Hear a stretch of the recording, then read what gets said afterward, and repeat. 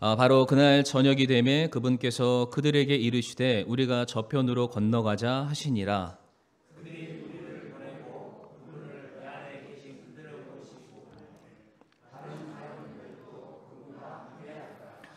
큰 폭풍이 일어나고 파도가 배 안에 들이쳐서 이제 배에 물이 가득하게 되었으되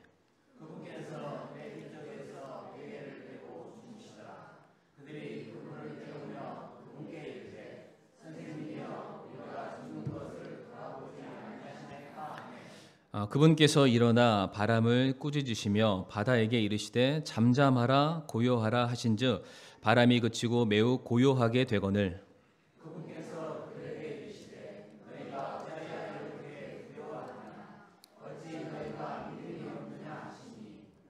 같이 읽겠습니다. 시작. 그들이 심히 두려워하며 서로 이르되 이분이 어떤 분이시기에 심지어 바람과 바다도 그분께 순종하는가 하더라. 아멘. 사랑과 은혜가 충만하신 아버지 하나님, 이 시간 하나님의 사랑하는 주의 거룩한 백성들이 하나님의 말씀 앞에 섰습니다. 말씀을 통하여서 참 저희들의 참 무뎌져 있는 마음을 새롭게 하여 주옵시고 참 우리가 두려움과 낙심과 절망이 아니라 우리가 주 안에서 소망과 확신과 믿음 가운데 우리의 삶이 다시금 새롭게 일어날 수 있는 은혜가 있도록 인도해 주시옵소서. 감사드리며 살아계신 우리 구주 예수님 이름으로 기도를 드리옵니다. 아멘. 자리에 앉으시겠습니다. 오늘은 마가복음 4장 35절에서 41절의 말씀을 통해서 두려움에서 믿음으로 라는 제목으로 말씀을 나누고자 합니다. 참 사람의 됨됨이를 확인할 수 있는 여러 많은 장치, 여러 많은 방법들이 있는데 어떤 책에서 본 글입니다. 이 사람이 어떠한 사람인가 그 사람의 본질을 알기 위해서는 이 사람이 잘 나갈 때, 이 사람이 좋은 일을 겪고 있을 때, 평안할 때 이 사람을 우리가 확인할 수 있는 것이 아니라 정말로 이 사람이 힘들고 어려운 시기를 보내게 됐을 때 그 사람이 그 인생의 밑바닥을 치는 바로 그 순간 바로 거기서 그 사람의 민낯, 그 사람의 본심이 어떤지가 여과 없이 드러난다. 그때 그 사람을 알 수 있다라는 말이 있습니다. 오늘 본문 말씀을 보게 되면은 폭풍이 치는 바다 한가운데 서 있는 제자들의 모습을 우리가 발견할 수 있습니다. 그들이 이 풍랑을 맞이해 나가는 여러 많은 과정들과 그들이 했던 말들을 통해서 우리는 그들의 믿음의 수준이 어떠한지를 확인해 볼 수가 있습니다. 저는 이 말씀이 오늘을 사는 우리에게도 동일한 교훈과 우리에게 주는 분명한 메시지가 있다고 생각하는 것이 우리 역시도 인생의 풍파를 만나게 됩니다. 우리 역시 믿음의 한계를 직면할 때가 너무나도 많이 있죠. 우리는 바로 그 순간 우리의 연약함을 발견하게 되고 우리의 믿음의 현 주소를 깨닫게 되며 그리고 우리가 이것을 어떻게 극복해 갈지 주님을 향한 우리들의 믿음과 시선의 관점이 새로워지는 것을 느끼게 됩니다. 그래서 오늘 마가복음이죠. 이 마가복음 4장 말씀을 통해서 우리가 두려움에 처해 있는 것이 아니라 그보다 한층 더 자라나서 우리가 믿음으로 모든 것들을 반응하고 대처할 수 있는 저와 성도님들이 되기를 바라겠습니다. 마가복음 이 4장 본문의 배경을 아주 간단하게 설명을 드리게 되면 이제 예수님께서 본격적으로 공생의 사역을 시작을 하십니다. 그러면서 주님과 함께할 12명의 제자를 불러 모으시고요. 그 제자들과 함께 수많은 무리들을 바닷가로 불러서 여러 말씀들을 전해주신 상황입니다. 오늘 본문 35절 말씀을 눈으로 한번 보시게 되면 바로 그날 저녁이 되매라고 되어 있습니다.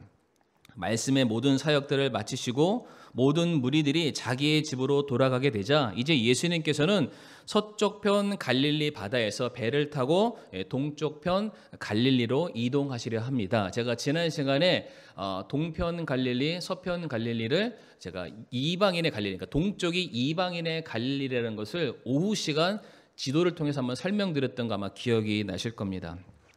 지금 이 저녁 시간에 예수님과 제자들이 배를 타고 이동을 하는데 우리 성도님도 아마 한 번쯤은 들어보셨을 텐데 원래 저녁 시간 밤에는 배를 잘 띄우지 않는다고 합니다. 왜 그러냐면 일단 칠흑 같은 어두움 속에서 이때 당시에는 지금처럼 서치라이트라든지 그런 게 없겠죠. 그때에 그 어두운 가운데 배를 움직이는 게 쉬운 일이 아니기 때문에 잘 배를 몰고 나가지 않았고요. 두 번째로는 이 이스라엘 특성상 아침과 저녁에 온도차가 굉장히 극심하다고 합니다. 그러니까 우리 성경시대 유대 지방에는 광야들이 많이 있는데 그로 인해서 아침 저녁에 발생하는 온도차로 인해서 공기의 이동, 다시 말해 바람이 불게 되고 그 바람이 갈릴리 바다에 큰 파도를 발생시킨다고 합니다. 우리가 성경에서는 갈릴리 바다라고 하지만 원래는 큰 호수입니다. 그렇기 때문에 스스로가 파도를 일으킬 수 없는데 얼마나 바람이 세게 불면은 마치 바닷가에서 일어나는 파도처럼 일렁인다라고 말을 했을까? 아니나 다를까 이 저녁 시간에 이 바다를 건너기 위해서 예수님과 제자가 탄 그 배가 중간쯤 이르게 됐을 때 커다란 폭풍을 만나게 됩니다. 그리고 밀려오는 파도에 배 안에 물이 가득하게 되죠. 일촉즉발, 정말로 어찌할 수 없는 그런 상황, 그들에게 있어서 굉장히 고난과 위기의 상황을 그들이 맞이하게 됩니다. 그런데 성도님들, 오늘 본문에서 제자들이 맞이한 이 위기는 사실은 제자들이 의도한 바가 아니었습니다. 그러니까 무슨 얘기냐면 사도행전 27장에서 유라굴로 광풍을 맞아서 배가 침몰할 위기를 맞이했던 거 성도님들 기억나시죠?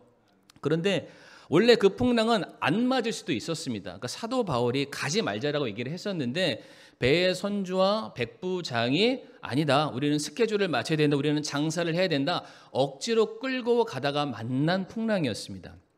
또 하나 우리 성도님 너무 잘 아시는 말씀인데 그 요나가 원래는 하나님의 말씀에 순종해서 니느웨로 가야 됨이 맞는데 글로 가지 않고 다시스로 도망을 하게 되죠. 그러니까 하나님께서 그의 걸음을 막기 위해서 풍랑을 그에게 허락하시고 요나도 거기서 거의 죽을 뻔했습니다. 두 가지 사건의 특징은 무엇이었냐면은 하나님께서 하지 말라는 것을 하다가 그들이 풍랑을 맞이하게 됐는데 오늘 본문의 상황은 전혀 다릅니다. 우리 성도님들 35절 말씀을 눈으로 한번 보시게 되면 지금 이 바다를 건너가자고 제안하신 분이 예수님이시죠. 그러니까 제자들은 지금 예수님의 말씀에 순종해서 그 배에 올라타서 지금 바다를 건너고 있는 상황입니다.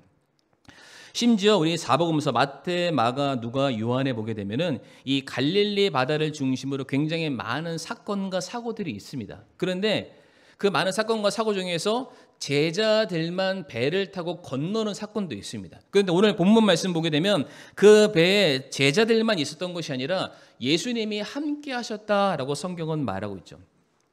그러니까 주님이 가라고 해서 간 것이고 주님이 배에 함께 타고 계십니다. 그런데 제자들은 지금 전혀 예상하지 못한 위기와 고난을 맞이하게 된 것이죠.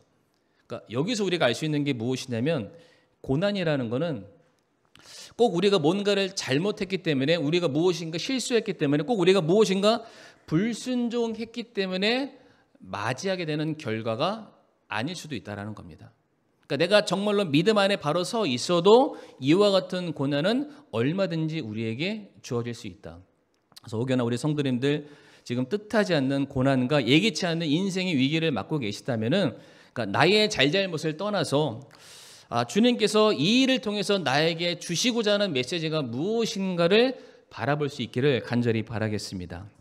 자, 그래서 이 예상치 못한 풍랑을 맞이했던 이 제자들, 그들의 반응을 살펴보게 되면 왜 그들이 이와 같은 두려움 가운데 빠져 있는지를 우리가 확인할 수가 있는데, 왜 제자들이 두려움 가운데 있었을까? 그들이 자신들의 한계를 인정하지 않았기 때문입니다. 다시 말씀드려서 우리가 두려움에서 믿음으로 올라가기 위해서, 한층 더 믿음의 성장을 갖기 위해서는 나 스스로가 한계가 있다는 것을 우리가 반드시 인정해야만 합니다. 오늘 본문 말씀 보게 되면 제자들이 풍랑을 맞이하게 되는데 지금 그 풍랑을 어떻게 해서든 이겨보려고 제자들이 그 문제를 붙들고 아둥바둥하는 모습을 우리가 볼 수가 있습니다. 그들이 문제를 해결하고자 하는 시도와 애씀과 노력 자체가 문제라는 것을 말씀드리는 것은 아닙니다. 그러나 그 문제 자체가 내가 해결할 수 있는 여지가 있다면 상관이 없습니다. 그러나 이것이 내 수준과 내 한계를 벗어난 것이라면 우리는 이것을 나보다 더 뛰어나신 분, 나보다 더 전문가, 우리가 주님께 이 문제를 맡겼어야만 하는 것이죠. 오늘 본문 37절 말씀 보게 되면 제자들이 얼마나 이 상황을 극복하기 위해서 그들이 붙잡고 늘어지고 있는지를 우리가 볼 수 있는 대목이 있는데 37절 말씀, 큰 폭풍이 일어나고 파도가 배 안에 들이쳐서 이제 배에 물이 가득하게 되었다라고 말하고 있습니다. 제가 설교 서두에 당시에는 저녁에 배를 타고 가지 않는다라고 말씀드렸고 저녁이 되면은 갈릴리 바다에 파도가 친다라고 말씀을 드리게 됐죠. 그러니까 지금 이 배에 타고 있는 제자들 중에 상당수는 어부 출신입니다. 다시 말해서 지금 불고 있는 폭풍과 그 폭풍으로 인해서 들이치고 있는 그 물의 양이 얼마나 크다라는 것을 이미 이들은 감각적으로 알고 있는 사람이죠. 그러니까 이것을 우리가 과연 우리가 견뎌낼 수 있는 것인가 그렇지 못한 것인가 이미 그들은 계산 가운데 다 판단이 끝나 있는 상황입니다. 그런데 뭐라고 되어 있습니까? 계속해서 파도가 배 안에 들이치고 있다. 그러니까 한 번만 파도가 일렁해서 배 안으로 물이 들어왔던 것이 아니라 지금 계속해서 여러 번 반복해서 배 안으로 물이 들어오고 있는 그러한 상황이죠. 아마도 제자들은 물이 들어올 때마다 그 물을 밖으로 퍼날르기 굉장히 바빴을지 모르겠습니다. 그냥 있지는 않았을 겁니다. 그런데 결과가 어떻게 됩니까? 결국 배 안에 물이 가득하였다라고 말하고 있습니다. 더 이상 돌이킬 수 없는 상황이 될 때까지 지금 그들이 문제를 붙들고 있다라는 것을 우리에게 보여주고 있죠. 물론 어떻게 해보려고 노력을 했겠지만 이미 제자들이 감당할 수 있는 그 이상의 문제였다라는 것을 오늘 본문이 우리에게 말해주고 있습니다. 성도님들, 제자들이 당면한 이 상황은요, 갑자기 일어난 게 아니죠.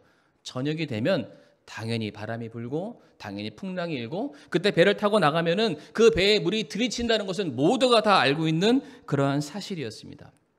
다시 말해 제자들이 이 배를 타고 나가는 순간 그들의 힘으로는 이 배를 컨트롤할 수 없기 때문에 그러한 문제가 발생하고 있는 그러한 과정과 과정 속에서 제자들은 얼마든지 예수님께 이 문제를 아뢰 수 있는 시간이 충분했던 것입니다. 그런데 아무도 그 배에 물이 차는 그 시간까지 누구도 예수님께 도움을 구하지 않았다. 성도님들, 왜 제자들이 배 안에 물이 가득할 때까지 예수님께 도움을 구하지 않았을까요? 혹시 생각해 보셨습니까?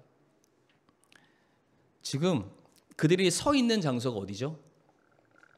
갈릴리 바다. 배에 타고 있는 제자들의 대부분의 직업은 어부. 바다는 그들의 삶의 터전이었습니다. 그러니까 누구보다 내가 잘 알고 있는 그런 장소였죠. 다시 말해 이 바다 위에서 일어나는 일만큼은 나는 누구에게도 뒤지지 않을 그런 자신이 있다. 여기서 일어난 모든 일들은 내가 얼마든지 컨트롤할 수 있어. 내가 얼마든지 극복해 나아갈 수 있어. 그러한 생각을 가지고 있었기 때문에 그 문제가 해결이 될 뻔하는 그 순간까지 제자들이 그것을 붙들고 있었다. 근데 이게 문제라는 겁니다.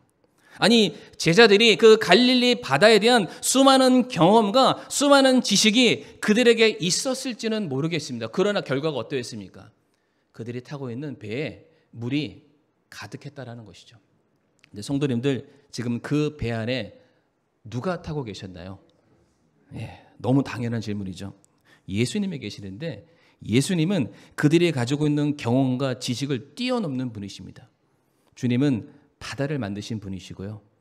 바람을 불게 하시는 분이시고 파도를 명해서 정해진 선을 넘지 말라라고 명령하시는 분이십니다.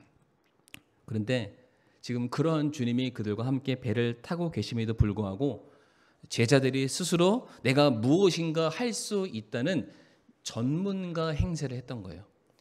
이게 전문 용어로 번데기 앞에서 주름을 잡고 있습니다. 예수님이 계심에도 불구하고. 근데 문제가 무엇이냐면 이와 같은 제자들의 모습이 그러니까 우리에게서도 동일하게 발견되는 부분이다라고 말씀을 드리고 싶습니다. 제가 한 기사에서 본 글인데 요즘에는 사람들이 어디 다쳐서만 그러니까 외과적으로 다쳐서만 병원을 가는 게 아니라 이게 심리적으로 상처를 받고 어려움이 있으면 그것을 치료받기 위해서도 이제 병원을 찾습니다. 소위 말해서 이제 뭐 정신과를 찾거나 심리학 박사를 찾아서 그들에게 상담을 하는 거죠. 그래서 내가 가지고 있는 이 마음의 이 답답함, 이게 한국에서는 이것을 화라고 합니다. 화병. 근데 이게 외국 의학 잡지에 뭐라고 올라갔냐면은 이게 그대로 화병으로 올라갔다고 합니다. 이게 어떻게 설명할 길이 없는데 이것을 대한민국에서 화병이라고 하니까 의학 전문 용어에 화병이라고 올라갔어요. 우리 K 문화가 대단합니다. 자, 그런데 이 사람들이 그렇게 의사를 찾아가서 그 마음의 치유받기 위해서 상담을 하는데 열의 7에서 8은 그 의사를 만나서 해결을 받기는커녕 상처를 받고 화만 내고 돌아오는 경우가 다반사라고 합니다. 왜 그럴까요? 혹시 상상이 되십니까? 지금 어떻게 이 의사가 내가 하는 한 번 이야기 듣고 어떻게 이런 진단을 쉽게 내릴 수 있냐라는 거예요. 아니, 지금 내가 가지고 있는 내 문제를 가장 잘 아는 사람은 나예요. 내 마음의 상태, 내가 무엇인가 바라는 내 욕구, 내 기분, 내 모든 것들 나 자신에 대해서 내가 제일 정확하게 잘 알고 있는데 어떻게 당신이 내가 한 번 이야기하는 걸 가지고 나보다 나를 더 잘 아는 것처럼 나를 판단하고 나를 진단하고 나를 평가할 수 있냐. 분명히 치료받기 위해서 갔는데 의사가 내게 말하는 모든 것들, 내 현실이 낱낱하게 드러나는 것을 내가 이것을 수용하기가 싫은 거예요. 그러니까 치료받으러 갔음에도 불구하고 의사와 한판 붙고 다시 돌아오는 일들이 굉장히 다반사라고 합니다. 이런 모습이 우리에게 있다는 것이죠. 우리가 기도할 때 참 그런 것 같습니다. 어떤 문제가 우리에게 딱 나타나면 우리 성도님들 그 히스기야의 기도를 아시나요? 그 적군이 보냈던 그 편지 그 상소문을 그대로 하나님 앞에 쫙 그 두루마리를 펼쳐서 주님, 제가 감당하지 못하는 이런 일들이 내게 왔는데 직접 한번 읽어보시고 직접 이 일에 대해서 내게 답을 주시고 지혜를 주시고 나를 건져주세요 라고 우리가 기도를 해야 하는 것이 맞습니다. 그런데 대부분 우리가 어떻게 합니까? 이 문제에 대해서, 이 고난에 대해서 누가 제일 잘한다고 생각하나요? 나 자신이 제일 잘 안다고 생각을 합니다. 그래서 생각을 합니다. 나름 해결 방안을 찾죠. 이 머릿속에서 내 스스로가 정리될 때까지는 아무에게도 얘기하지 않습니다. 심지어 하나님께도 얘기하지 않죠. 그러면서 하나님께 무엇을 구하냐면 모든 것을 낱낱이 아뢰는 것이 아니라 이미 내 머릿속에는 이미 다 정리가 다 됐습니다. A, B, C, 1, 2, 3 이것만 있으면 문제 해결될 것 같다. 그때 기도하는 겁니다. 하나님, 제가 뭘 생각했는데 어떤 계획을 세웠는데 하나님 요거만 주시면 끝날 것 같습니다. 그러니까 하나님을 전능자여 내 삶의 주인으로서 인정하고 그분을 찾는 것이 아니라 그냥 내 일을 내 옆에서 조금 도와주는 조력자, 협력자 정도로만 생각하고 여전히 그 문제에 대해서 내가 붙들고 있는 우리들의 모습을 우리는 너무 잘 알고 있지 않습니까?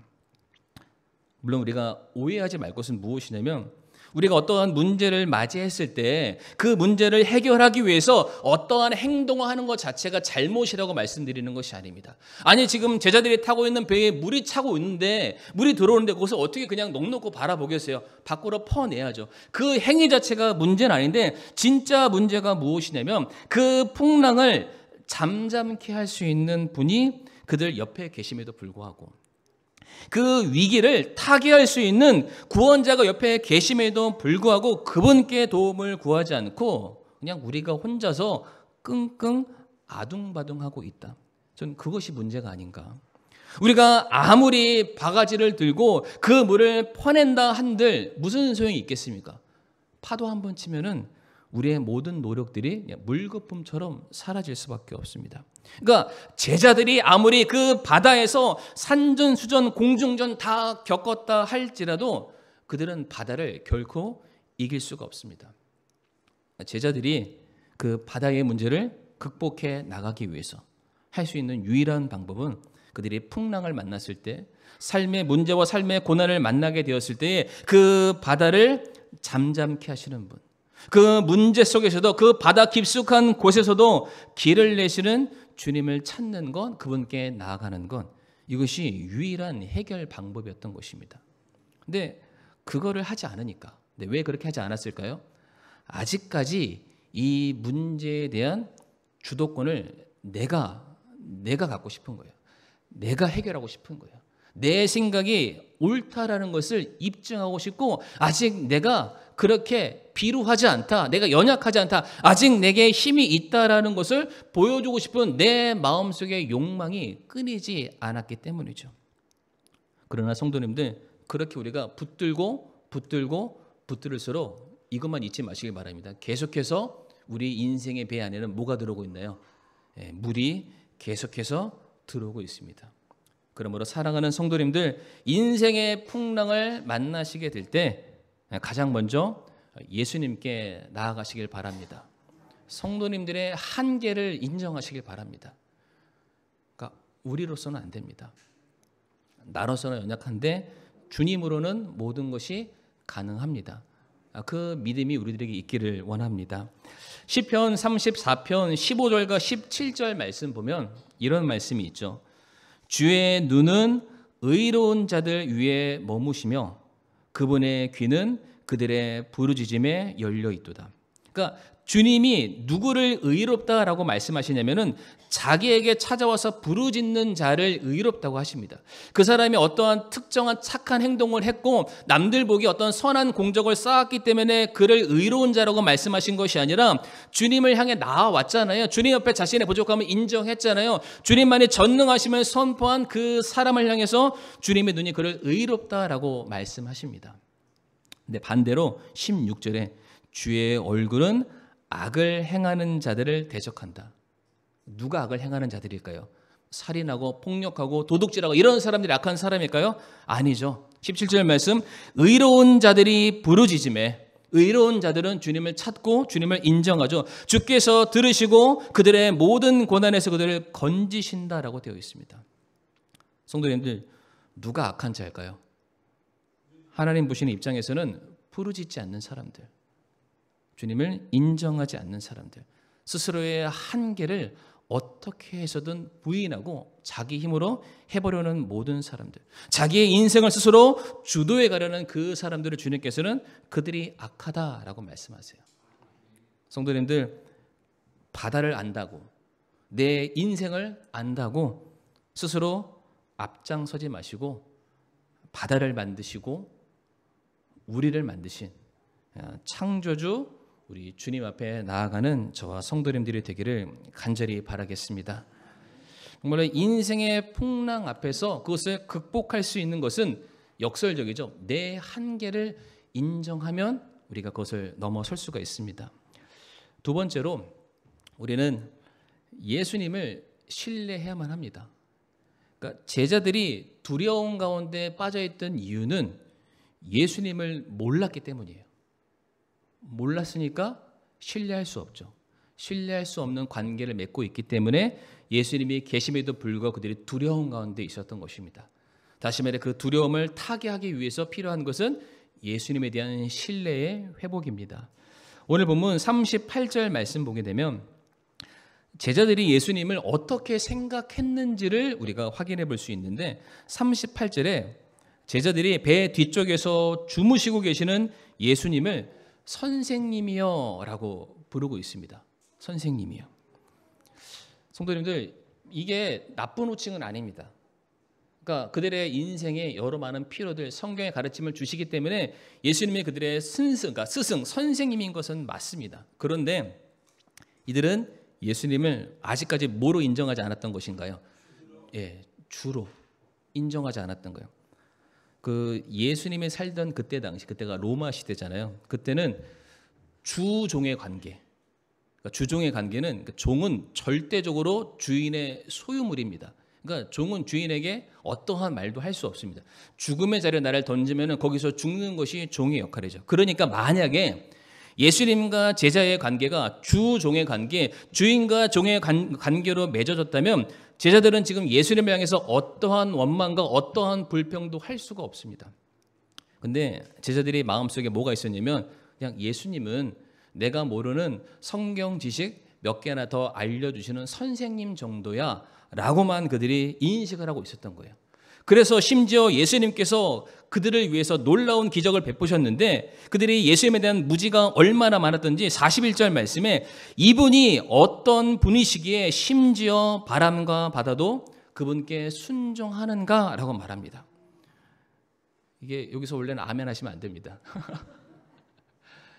아니 이들이 예수님에 대해서 얼마나 무지했으면 예수님께서 풍랑을 잠잠케 하시자 무리가 아닙니다. 예수님을 모르는 사람들이 아니고 예수님 열등을 막 콕 집어서 자기의 사역의 일원으로 딱 붙였는데 제자라고 말하는 사람들이 예수님의 기적을 행하시니까 예수님을 바라보면서 대체 이 사람은 누굴까라고 지금 말하고 있습니다. 얼마나 답답합니까? 그러니까 이들이 예수님을 따랐지만 여전히 그들의 믿음의 수준이 굉장히 낮았다라는 것을 볼 수가 있죠. 그러니까 어쩌면은 제자들에게 있어서 현재까지의 예수님은 마치 자기들과 비슷한 수준의 사람으로 보고 있었다라는 것이죠. 예수님 역시 풍랑 앞에서 무기력한 존재처럼 그들이 봤을 것이고요.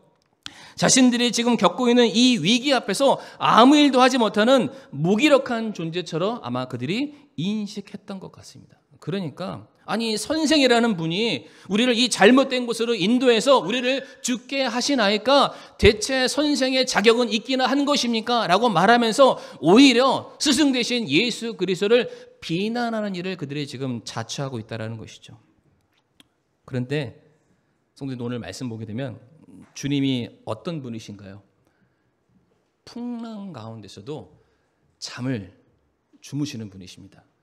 이게 성도님들에게 어떻게 다가오는지 모르겠습니다. 이것은 예수님이 너무 피곤하셨구나, 아니면 예수님이 성품이 너무 무디셔서 옆에서 누가 코를 골고 침대를 흔들어도 안 깨는 분이, 절대로 이렇게 생각하시면 안 됩니다. 지금 오늘 본문의 메시지가 우리에게 전달하는 바가 무엇이냐면 이와 같은 풍랑이 예수님에게는 아무런 문제거리가 아니라는 것을 우리에게 지금 알려주고 있습니다. 성도님 한번 생각해 봐 보세요. 내가 어떤 문제가 있어요. 그 문제를 해결하기 위해서 내가 누군가에게 도움을 요청을 합니다. 그래서 그 사람을 그 자리로 딱 데려가는 거예요. 좀 제발 도와달라고. 그런데 그 사람이 나랑 똑같이 벌벌벌 떨고 있다면 그 사람이 의지가 되겠습니까? 내가 지금 병에 걸려서 당장 수술을 받아야만 내가 살 수 있는데 그 의사가 내 앞에서 손에 메스를 들고 손을 벌벌벌 떨고 있으면 그 사람에게 내 몸을 맡길 수가 있겠습니까? 안 되죠. 오히려 내가 무서워도, 내가 떨고 있었고 조마조마하고 내가 초조해도 그런 나를 따끔하게 말하면서 정신 차리라고, 힘내라고, 불안해하지 말라고, 나를 믿고 내 몸을, 당신의 몸을 나에게 맡기세요. 이러면 우리가 얼마나 확신이 있겠습니까? 갑자기 옛날 생각이 납니다. 제가 예전에 이제 병원을 한번 찾아간 적이 있었는데 되게 건강해 보이고 되게 강인해 보이지만은 굉장히 이 마음속에 소녀 같은 여린 감성이 저에게 있습니다. 그래서 여기 안에 뭐가 좀 이렇게 지방종 같은 게 하나 있어가지고 이제 이거를 이제 째서 이제 빼야 되는 그런 상황이 생겼는데 세상에 저는 이 지방종 하나 빼는데 전신 마취하는 줄 알았어요. 저는요. 근데 그러지 않고 바로 옆에다가 주사로 딱 넣었더니 부분 마취 시키더니 제가 보는 눈앞에서 메스를 막 떼더라고요. 얼마나 제가 불안하겠어요. 그러니까 이 팔은 원래 가만히 있어야 되는데 제 앞에서 메스가 왔다 갔다 하니까 이게 덜덜덜 떨고 있는 거예요. 제가 20살 넘었었는데 의사 선생님한테 딱밤을 맞았습니다. 제발 가만히 있으라고. 이렇게 쉽게 끝날 이 시술을 뭐가 무섭다고 그렇게 하냐고. 갑자기 제가 그때가 생각이 나는데 정말로 나를 치료해주는 그 의사가 나에 대해서 분명한 확신을 준다면 우리가 얼마나 마음이 평안하겠습니까? 그러니까 지금 예수님께서 풍랑 가운데 지금 잠을 청하고 계신 것은 지금 이 깊은 잠에 빠질 만큼 그분이 무엇인가 피곤하거나 그 어려움을 겪고 있는 제자들을 향해서 내가 무관심함을 표현하는 것이 아니라 아무리 큰 풍랑이 일어나고 아무리 수많은 물들이 이 배에 차오른다 할지라도 예수님에게는 그것이 전혀 문제가 안 된다. 아무런 문제가 될 수 없음을 지금 제자들에게 예수님께서 지금 퍼포먼스로 보여주고 계시는 거예요. 나는 이 가운데서도 두 다리 쫙 뻗고 나는 편히 잘 수 있다. 사랑하는 성도님들, 주님께서 두려워하지 말라고 말씀하시면 우리는 두려워할 필요가 없습니다. 주님께서 아무런 문제가 될 수 없다라고 말씀하시면 성도님들 그것은 진짜로 아무런 문제가 될 수 없는 거예요. 주님께서 우리를 지키신다라고 말씀했으면 그 누구도 우리를 주님의 손 안에서 빼앗아 갈 수가 없습니다. 그러니까 주님은 스스로 계속해서 우리에게 확신을 주고 계시고 믿음을 주고 계시고 그 약속을 이행하시기 위해서 지금도 일하고 계시는데 우리는 여전히 그 상황 속에서 제가 팔을 떠는 것처럼 덜덜덜 떨고 있는 거예요. 주님을 신뢰하지 못하고 있는 것이죠. 빌립보서 4장 6절에서 7절 말씀 보게 되면 아무것도 염려하지 말고, 우리가 얼마나 염려하고 얼마나 불안하고 얼마나 초조해하면 제발 주님께서 말씀하시기를 아무것도 이런 거 저런 거 염려하지 말아라. 오직 모든 일에 기도와 간구로 너희가 요청할 것들을 감사와 더불어 하나님께 알리라. 반드시 이루어질 것에 대한 믿음을 가져라. 그게 감사함으로 표현되는 거죠. 7절 말씀 같이 한번 읽어보실까요? 시작. 그리하면 모든 이해를 뛰어넘는 하나님의 평강이 그리스도 예수님을 통해 너희 마음과 생각을 지키시리라. 아멘. 우리는 그게 될까요? 우리의 생각, 우리의 수준, 우리가 가지고 있는 지식으로는 절대 안 되지만 우리가 알고 있는 모든 이해를 뛰어넘는 하나님의 평강이 주님을 바라보고 주님을 신뢰하는 모든 성도들을 반드시 지키시고 건지신다 약속하고 계십니다. 문제는 우리에게 있습니다. 우리가 주님을 잘 알지 못하기 때문에, 아니 알지만 신뢰하기를 스스로가 거부하고 있기 때문에 여전히 우리가 두려움 가운데 살고 있는 것은 아니겠습니까? 시편 4편 8절 말씀에 내가 평안히 눕고 자기도 하리니 주여 오직 주께서만 나를 안전히 거하게 하시나이다. 그래서 이 고백이 얼마나 위대한 고백이냐면 이 다윗의 고백이잖아요. 그러니까 다윗이 시편을 썼을 때 대부분 그 광야에서 도망자의 신세를 했을 때 굉장히 많은 시들을 썼습니다. 그러니까 다윗을 죽이려는 수많은 사람들의 그 복수의 칼날이 사방 군대에 놀려 있음에도 불구하고 다윗이 말하는 거예요. 내가 평안히 잡니다.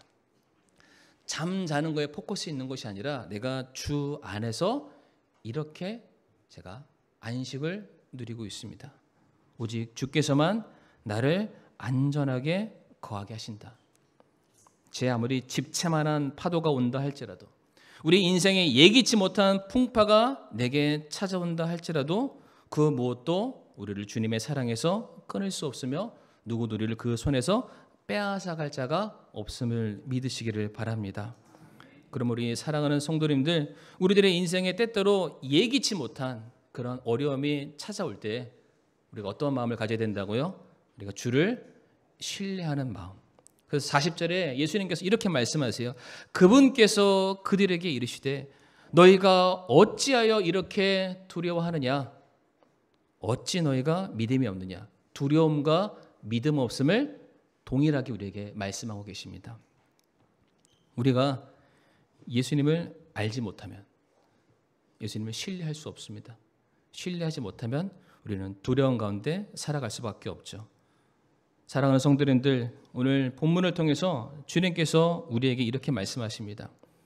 그분은 바람과 바다도 순종케 하시는 분이십니다. 주님께서는 저와 성도님들이 생각하는 것보다 훨씬 더 위대하고 능력 있는 분이시고요. 주님께는 절대로 능치 못함이 없으십니다. 모든 것이 그분 안에서 합력하여 선을 이루게 될 것입니다. 그러므로 우리가 늘 기억할 것은 어떤 것이냐면 예수님은 어떠한 분이신가? 내가 사랑하고 내가 섬기는 나의 주님은 어떠한 분이신가? 모든 것을 창조하신 분이시고요. 모든 것을 말씀으로 주관하는 분이시고요. 모든 것을 온전케 하시고 모든 것을 회복케 하시는 분이십니다.